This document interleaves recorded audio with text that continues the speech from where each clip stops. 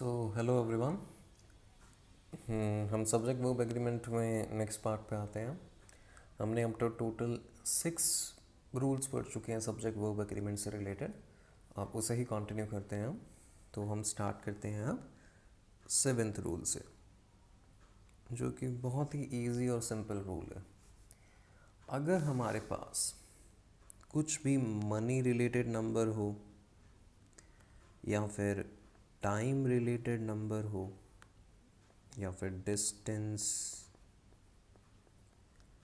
Volume, wait and कोई भी measurement हो हमारे पास, कोई भी measurement, any kind of measurement अगर हमारे पास सेंटेंस में हो, तब ये जो मेजरमेंट है ना, ये कोई भी मैथमेटिकल नंबर हो जो इनमें से किसी चीज़, money, time, distance, volume, weight, इनको रिप्रेजेंट करता है ना, तो वहाँ पे हमेशा हमेशा कोई भी मेजरमेंट कर रहे हो और एक पर्टिकुलर नंबर आ रहा हो जो money, time, distance, volume, weight को रिप्रेजेंट कर रहा है, तो वहाँ पे जो वर्ब आएगी हमेशा वो सिंगुलर वर्ब ही आएगी। कौन सी वर्ब आएगी? सिंगुलर वर्ब ही आएगी, क्योंकि एक अमाउंट बता रही है वहाँ, एक अमाउंट, तो एक अमाउंट बता रहे हैं ना, वो एक अमाउंट बता रहे हैं, तो वहाँ पे वर्ब कैसी आएगी? सिंगुलर आनी चाहिए वो। तो वही यहाँ पे लॉजिकल बात कर रहे हैं, बस हमें कुछ याद नहीं करना है इसमें, हमें बस समझना है कि एक मेजरमेंट बताई है उसने कि 20 लीटर, 20 लीटर्स, तो हम वो एक अमाउंट है ना, वो क्या है? वो एक अमाउंट, तो एक अमाउंट में बता रहा है वो, तो वो सिंगुलर ही होगा ना, सिंगुलर वर्ब। अब हम एग्जांपल ले लेते हैं कुछ, उससे थोड़ा हमारा क्लैरिटी और बढ़ेगी। तो हम बात करते हैं, सबसे पहले एक एग्जांपल लेते हैं हम 40 मिलियन मनी के बारे में डिस्कस कर लेते हैं हम सबसे पहले। 40 मिलियन मनी है ना वो, तो 40 मिलियन डॉलर्स डैश एम्बेजल्ड। एक और एग्जांपल ले लेते हैं हम 76 ईयर्स, ये भी एक टाइप की मेजरमेंट है, dash there duration of this change.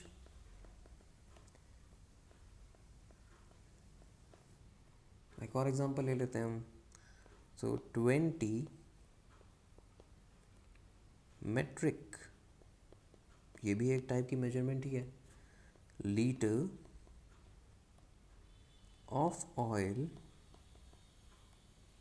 Dash imported. तो 3 एग्जांपल हो गए हमारे पास। और हमें क्या कहा गया था, जब भी हमारे पास मनी से रिलेटेड मेजरमेंट हो, टाइम से रिलेटेड, डिस्टेंस, वॉल्यूम, वेट, कोई भी मेजरमेंट हो हमारे पास, एनी काइंड ऑफ मेजरमेंट, तो वो मेजरमेंट के साथ जब भी वर्ब आएगी, तो वो वर्ब आएगी हमारी सिंगुलर वर्ब। कौन सी वर्ब आएगी? Singular verb. वही हम एग्जाम्पल में देख रहे हैं अब। तो एग्जाम्पल में हमें क्या लिखा है? फर्स्ट एग्जाम्पल में 40 मिलियन डॉलर्स डैश एम्बेसड, तो यहाँ पे 40 मिलियन डॉलर्स एक अमाउंट ही तो बता रहा है, एक अमाउंट बता रहा है वो। और एक अमाउंट जब भी बताएगा कोई भी टाइप की मेजरमेंट होगी, ये मनी की मेजरमेंट है, तो मेजरमेंट है वो एक पर्टिकुलर अमाउंट है, तो एक पर्टिकुलर अमाउंट है हमारे पास, तो हमारे पास वर्ब कैसी आएगी? हमारे पास वर्ब आएगी सिंगुलर, तो हम यहाँ लिख देंगे वॉज। उसी तरह second example 76 years dash the duration of this change. 76 years क्या बता रहा है हमें? 76 ईयर्स, और उसमें 76 हमें क्या बता रहा है? एक पर्टिकुलर अमाउंट ही तो बता रहा है, और अमाउंट बता रहा है तो वर्ब क्या है? ये हमारी सिंगुलर आएगी, तो हम क्या लिख सकते हैं यहाँ पे? Is 76 years is the duration of this change. उसी तरह अब थर्ड एग्जाम्पल देख लेते हैं 20 metric liter of oil dash imported. So 20 metric liter एक मेजरमेंट है जिसमें 20 हमें एक अमाउंट बता रहा है, एक पर्टिकुलर अमाउंट है ना, तो सिंगुलर हुआ तो हमारी वर्ब क्या आएगी, सिंगुलर आएगी. सो 20 metric liter of oil is imported. तो जब भी हमारे पास एक अमाउंट होगा तो वहाँ पे जो वर्ब आएगी वो वर्ब कैसी आएगी, सिंगुलर आएगी. तो इसमें ना कई बार कन्फ्यूजन भी हो जाती है. एग्जामिनर है वो थोड़ा देता है नई नई चीज़ें ट्राई करने के लिए. तो अगर हम एक एग्जांपल और लेते हैं तो ये थोड़ा स्पेशल एग्जांपल होगा. ये वाला जो एग्जांपल है उसमें थोड़ा हमें ध्यान रखना होगा. बस आसान है वो भी, बस समझने की देर है उसे भी. तो अगर हम एग्जांपल लें, दो एग्जांपल लेते हैं उससे थोड़ा मैं क्लैरिटी आएगी. So there dash 1000 rupees in my wallet. और दूसरा एग्जांपल होगा हमारा there dash 500 rupees 500 rupee note in my wallet. तो दो एग्जाम्पल है. अब इनको समझते हैं कि किस चीज़ की बात कर रहे हैं हम. तो फर्स्ट एग्जाम्पल क्या है हमारा, there dash 1000 rupees in my wallet. अब हमने क्या डिस्कस किया था कि कोई भी अगर पर्टिकुलर अमाउंट है, यहाँ पे 1000 rupees हमारा मैथमेटिकल है और 1000 एक पर्टिकुलर अमाउंट है हमारा, वो वॉलेट में एक पर्टिकुलर अमाउंट. तो जब भी एक पर्टिकुलर अमाउंट मिलेगा हमें तो हम क्या यूज़ करेंगे, सिंगुलर वर्ब. तो हम यहाँ पे लिख देंगे देयर इज़. तो यहाँ पे क्या अमाउंट था हमारे पास, 1000 rupees अमाउंट था हमारे पास. और सेकंड एग्जांपल देखें तो there dash 500 rupees note in my wallet. तो यहाँ पे हमारे पास कितना अमाउंट है, सेकंड वाला जो है एग्जांपल, यहाँ पे भी हमारे पास 1000 rupees है, 500 है ना, 500 रुपी नोट. यहाँ पे भी एक अमाउंट बता रहा है तो यहाँ पे भी हमारा क्या आना चाहिए, सिंगुलर वर्ब आनी चाहिए ना, इज़ आना चाहिए. पर वो नहीं आएगा यहाँ पे. वो क्यों नहीं आएगा, क्योंकि जो यहाँ पे हमारा जो पर्टिकुलर अमाउंट है ना वो दो चीज़ों से मिलके बन रहा है. यहाँ पे 2 भी लिखा हुआ है, दो मतलब यहाँ पे दो सेपरेट फिजिकल बॉडी हैं, दो सेपरेट फिजिकल बॉडी, एक 500 का नोट और दूसरा भी 500 का नोट, 500 रुपीज़ नोट. तो यहाँ पे हमारे पास दो सेपरेट बॉडीज़ हैं. और जो फर्स्ट एग्जांपल था हमारा वहाँ पे सिर्फ हमें 1000 रुपीज़ बताया गया है, कोई ऐसे बॉडी कुछ नहीं बता रखा कि कितने नोट्स है, कैसे नोट है. तो एक पर्टिकुलर अमाउंट दे रखा है हमें, तो पर्टिकुलर अमाउंट है तो सिंगुलर वर्ब आएगी. लेकिन यहाँ पे तो हमें बॉडी दे दी ना, एक 500 का नोट और दूसरा भी 500 का नोट. तो हमारे पास दो पर्टिकुलर बॉडीज़ आ गई, दो फिजिकल बॉडी आ गई. तो जब भी सेपरेट फिजिकल बॉडी रिप्रेजेंट हो रही हो सेंटेंस में तो हम क्या यूज़ करेंगे, प्लूरल वर्ब यूज़ करेंगे. तो यहाँ पे हमारा आएगा there are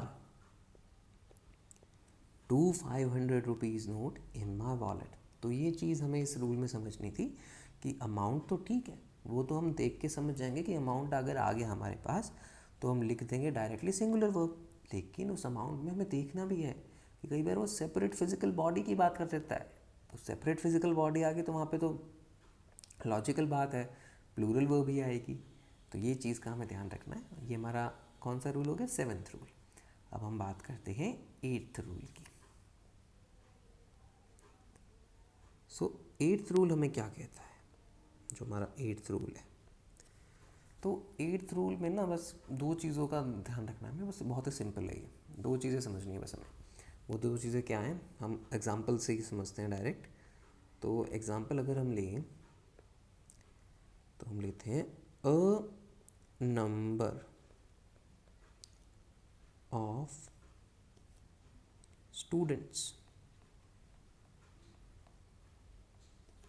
dash appeared for the exam.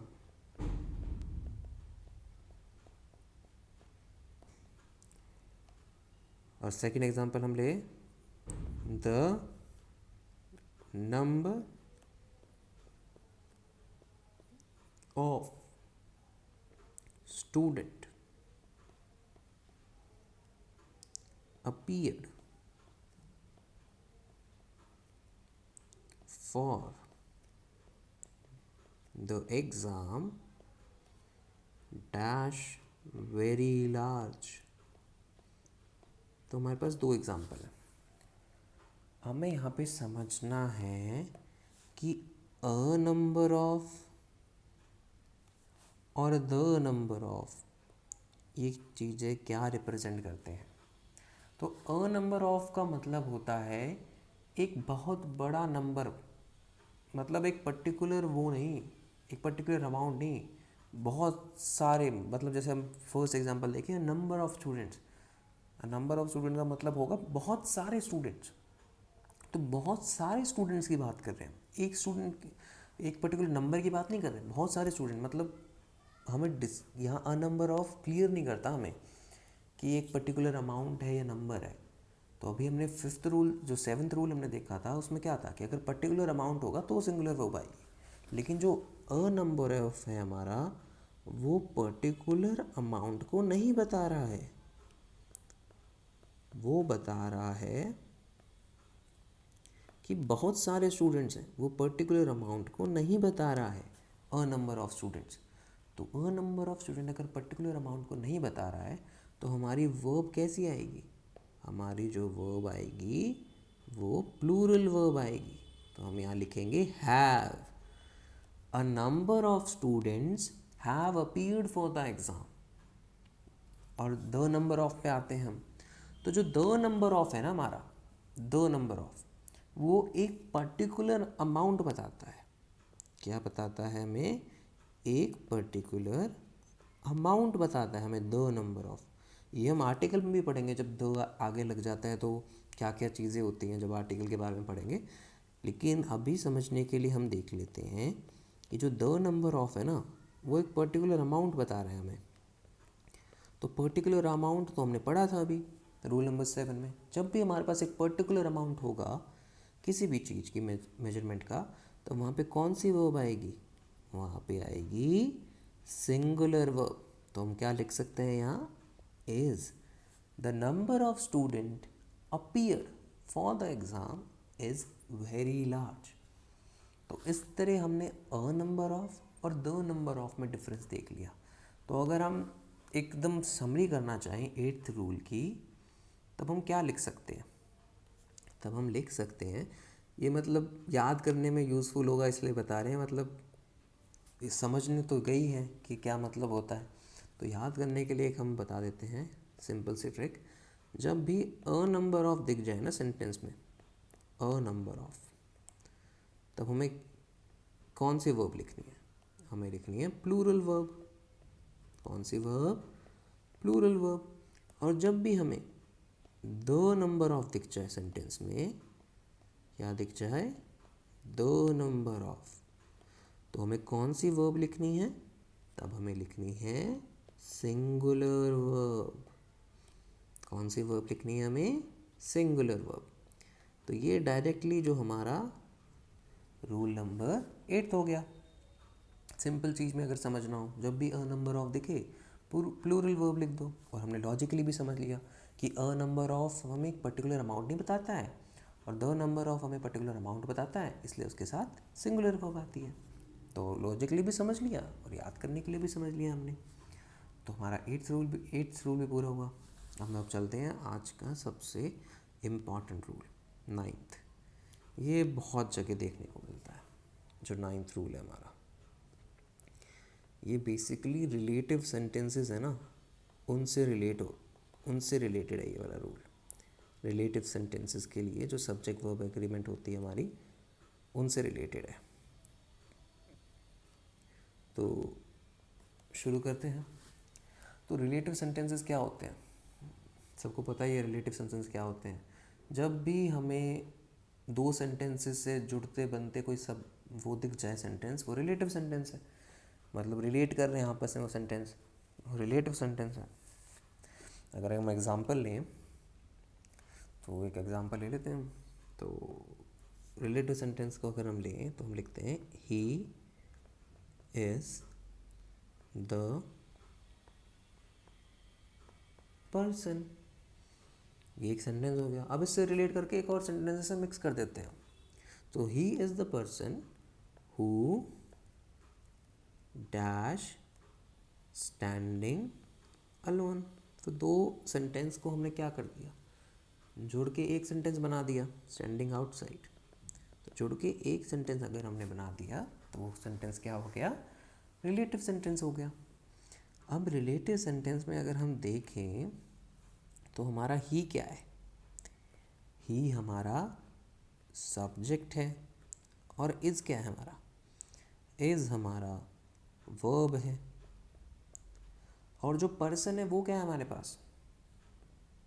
अगर हम बात करें ही इज़ द पर्सन, इतने सेंटेंस की अगर बात करें बस हम, ही इज़ द पर्सन, तो ही हमारा सब्जेक्ट है, इज़ वर्ब है, और द पर्सन क्या है हमारा, द पर्सन हमारा ऑब्जेक्ट होगा इस सेंटेंस के लिए। लेकिन अगर हम इस सेंटेंस की बात करें, person who dash was standing outside, इस सेंटेंस की बात करें, तो इस सेंटेंस के हिसाब से हमारा जो पर्सन होगा वो क्या होगा, वो सब्जेक्ट होगा, और जो यहाँ पे आएगी वर्ब, वो वर्ब होगी हमारी।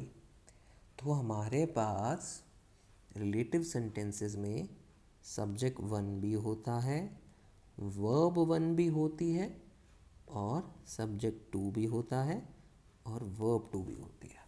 क्योंकि दो सेंटेंस यूज़ कर रहे हैं ना, तो दो सब्जेक्ट दो वर्ब होंगे हमारे पास। तो अब हमें देखना है कि यहाँ पे वर्ब क्या आएगी, जो ब्लैंक हमें दे रखा है वहाँ पे वर्ब क्या आएगी। तो जो भी वर्ड हमें सब्जेक्ट टू दिख जाए, या फिर हम कहें जो भी वर्ड हमें हु से पहले दिख जाए, हु से पहले कौन सा वर्ड है हमारे पास, पर्सन, तो ये वाला जो वर्ड है वो डिसाइड करेगा कि यहाँ पे कौन सी वर्ब आएगी। अब पर्सन क्या है, सिंगुलर, सिंगुलर सब्जेक्ट है ना पर्सन, तो यहाँ पे आएगा वॉज। तो ये वाला रूल है नाइन्थ। अब इसे हम अच्छे से समझते हैं कि ये रूल है क्या, ये वर्ब कैसे आ गई। तो जो भी रिलेटिव सेंटेंस हम देखते हैं ना, वो रिलेटिव सेंटेंस किस किस से बने होते हैं वो देखते हैं सबसे पहले, उसको समझना हमारे लिए ज़रूरी है, फिर हम रूल को समझ पाएंगे। तो जहाँ भी अगर हमें तीन वर्ड है बस वो याद करने हैं, बस हमें हु दिख जाए, विच दिख जाए, या फिर दैट दिख जाए, ये तीन वर्ड हमारे को सेंटेंस में कहीं भी दिख जाए तो वो सेंटेंस क्या हो जाएगा हमारे पास, वो सेंटेंस हो जाएगा हमारे पास रिलेटिव सेंटेंस। और अगर वो रिलेटिव सेंटेंस बन गया है इन तीन वर्ड की वजह से, तो इन वर्ड्स के जस्ट पहले जो नाउन यूज़ किया जाता है, जैसे कि ऊपर वाले एग्जाम्पल में हमारे पास पर्सन था, हु के जस्ट पहले कौन था, नाउन पर्सन था। तो वो जो इन तीन वर्ड हु विच दैट, इनके जस्ट पहले जो भी नाउन यूज़ किया जाता है वो डिसाइड करेगा कि आगे कैसी वर्ब आएगी, सिंगुलर वर्ब आएगी या प्लूरल वर्ब आएगी। तो अब एग्जाम्पल ले लें, एग्जाम्पल ले लेते हैं तो उससे हमें और समझ में आएगा। तो एग्जाम्पल लेते हैं हम, India is the nation which आ गया मतलब रिलेटिव सेंटेंस है, डैश डेवलपिंग फास्ट। एक और ले लेते हैं example, India is one of the nation that, that आ गया तो मतलब रिलेटिव सेंटेंस है, so that dash developing fast. तो ये हो गया दो एग्जाम्पल। अब इनसे समझते हैं हम इस रूल के बारे में। तो सबसे पहले हम बात करें, यहाँ पे रिलेटिव सेंटेंस है क्योंकि यहाँ पे क्या आ गया हमारे पास, विच आ गया, और दो सेंटेंस तो हमें दिख रहे हैं। कौन कौन से दो सेंटेंस हैं, India is a nation and nation which dash developing fast, दो सेंटेंसेस है ना, रिलेटेड सेंटेंस है दो, और विच से भी हमें पता चल रहा है कि विच आ गया तो रिलेटिव सेंटेंस है। तो हमें रूल में क्या कहा गया है, हमें रूल में कहा गया है कि विच के पहले जो भी नाउन आएगा वो डिसाइड करेगा कि वर्ब आएगी। अब विच के पहले कौन सा नाउन है हमारे पास, विच के पहले हमारे पास नेशन एक नाउन है, तो विच के जस्ट पहले नेशन नाउन है हमारे पास, तो ये नेशन डिसाइड करेगा कि हमारे पास वर्ब कौन सी आएगी। अब नेशन क्या है हमारे पास, नेशन नाउन है और वो सिंगुलर नाउन है, तो सिंगुलर नाउन है तो हमारे पास वर्ब कैसी आएगी, सिंगुलर आएगी। तो हम यहाँ लिख सकते हैं is, India is the nation which is developing fast. अब सेकेंड एग्जाम्पल में हम पढ़ेंगे तो India is one of the nation that dash developing fast, तो हमें क्या दिख गया, दैट दिख गया हमें सेंटेंस में, तो रिलेटिव सेंटेंस है ये। और रिलेटिव सेंटेंस है अगर, तो हमें क्या ढूंढना है, दैट के पीछे जो नाउन आएगा वो डिसाइड करेगा आगे वाली वर्ब। सो दैट के पीछे कौन सा नाउन है हमारे पास, तो दैट के पीछे हमें दिख रहा है यहाँ पे नेशंस, नेशंस, तो नेशन क्या, नेशंस क्या है हमारे पास, नाउन है, और नेशंस की बात की है तो मतलब प्लूरल नाउन है। तो अगर नाउन अगर प्लूरल है हमारे पास तो जो वर्ब आएगी वो क्या आएगी, वो वर्ब आएगी हमारे पास प्लूरल वर्ब, तो हम यहाँ लिख देंगे आर।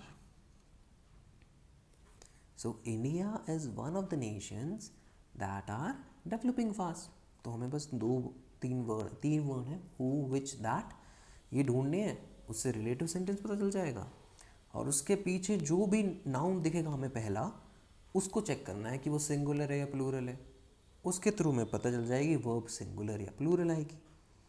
अब ये रिलेटिव वाला सेंटेंस वाला रूल तो आ गया हु विच दैट देख के। तो कई बार हमें ऐसे सेंटेंस से मिलते हैं जहाँ पे ये रूल फॉलो नहीं होता, कुछ एक्सेप्शंस हैं इसके, कुछ क्या एक ही एक्सेप्शन है, तो वो एक एक्सेप्शन डिस्कस कर लेते हैं, फिर हमारा रिलेटिव सेंटेंस वाला जो सब्जेक्ट वर्ब एग्रीमेंट है वो कंप्लीट हो जाएगा। तो वो एक्सेप्शन क्या है वो पढ़ते हैं सबसे पहले हम। तो वो एक्सेप्शन है हमारे पास,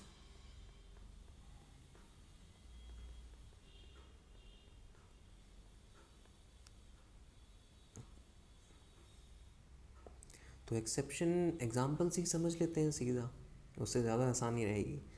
तो हम लिखते हैं India is the only one of the nations that dash developing fast, dash developing fast। तो ये हमारे पास एग्जाम्पल है। तो हम क्या करेंगे एग्ज़ाम में कि हमें दिख गया दैट, दैट दिख गया तो रिलेटिव सेंटेंस। अब उसके बाद हम ढूंढेंगे नाउन उसके पीछे, उसके पीछे हमें नाउन भी दिख गया नेशन, नेशंस हमारा नाउन है और प्लूरल नाउन है, तो प्लूरल नाउन दिख गया तो हम सोचेंगे कि नाउन के अकॉर्डिंग हम वर्ब भी प्लूरल लगा देते हैं। लेकिन लेकिन लेकिन यहाँ पे हमें एक और स्पेशल वर्ड दिख रहा है, और वो स्पेशल वर्ड क्या है यहाँ पे, ओनली। ये स्पेशल वर्ड हमें दिख गया है सेंटेंस में, India is the only one of the nation that dash developing fast. और जब भी हमें रिलेटिव सेंटेंस में ओनली दिख जाए तब हम लगाएंगे यहाँ पे सिंगुलर वर्ब, चाहे कुछ भी हो, नाउन नाउन चाहे प्लूरल ही क्यों ना हो, तब भी जो वर्ब आएगी हमारी वो क्या आएगी, सिंगुलर वर्ब आएगी। तो हम यहाँ लगाएंगे इज। तो हमारी एक्सेप्शन क्या होगी, हमारी एक्सेप्शन होगी ओनली। रिलेटिव सेंटेंस तो है विच, हु, विच, दैट से हमने ढूंढ लिया, पर वहाँ पे ओनली को भी चेक करना है। अगर ओनली दिख जाएगा हमें तो जो सिंगुलर वर्ब है वो हमेशा, जो वर्ब है हमारी वो सिंगुलर ही आएगी हमेशा। एक और एग्जांपल ले लेते हैं, उससे थोड़ी और क्लैरिटी आ जाएगी। तो हम लिखते हैं he is the only one of the persons who dash standing outside। तो हम बात करें तो हमें यहाँ दिख गया हु लिखा हुआ है, तो मतलब रिलेटिव सेंटेंस है। हम क्या करेंगे, इसके जस्ट पहले नाउन ढूंढेंगे, और नाउन हमें दिख रहा है यहाँ पे पर्सन्स लिखा हुआ है। तो ये नाउन क्या है हमारे पास, ये नाउन हमारे पास प्लूरल नाउन है। तो हम फटाफट प्लूरल वर्ब भर देंगे ब्लैंक में, लेकिन ऐसा नहीं है। यहाँ पे हमें एक स्पेशल वर्ड दिख रहा है ओनली। तो जब भी हमें रिलेटिव सेंटेंसेस में एक स्पेशल वर्ड ओनली दिख जाए तब जो वर्ब आएगी हमारी वो वर्ब हमेशा सिंगुलर वर्ब होगी। तो हम यहाँ ब्लैंक में क्या फिल करेंगे, he is the only one of the persons who was standing outside. तो यहाँ पे सिंगुलर वर्ब आएगी हमारे पास। तो हमने एक्सेप्शन भी देख ली रिलेटिव सेंटेंस वाले सब्जेक्ट वर्ब एग्रीमेंट में, और हमने 3 रूल भी कवर कर लिए हैं। अब नेक्स्ट हम थोड़ा और सब्जेक्ट वर्ब एग्रीमेंट का पढ़ेंगे। So happy learning to